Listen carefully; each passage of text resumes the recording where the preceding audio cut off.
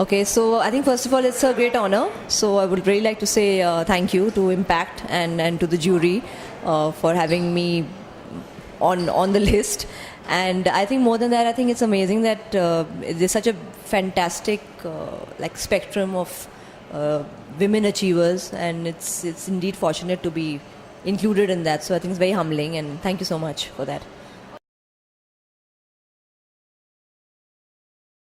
The biggest challenge one does face is there obviously tends to be a bit of, frankly speaking, still stereotyping, and gender stereotypes do exist even in boardrooms, and I mean the undercurrents of that, I would say. I think that it's a lot more understated, or it's a little more elegant or wrapped up, but they do exist on a lot of levels. So, and I think when you tend to confront them, you could come across as supposedly aggressive, although in your head you're probably more assertive.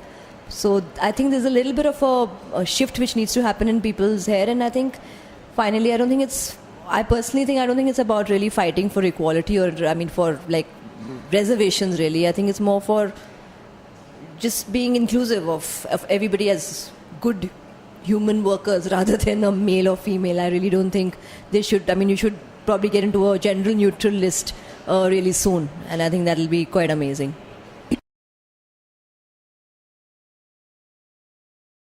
A boardroom only with women, I think it would rocket. There would be less fights. I think there would be sensitivity. I think there would be quicker decisions. I think women get things done. Men talk a lot. We get it done.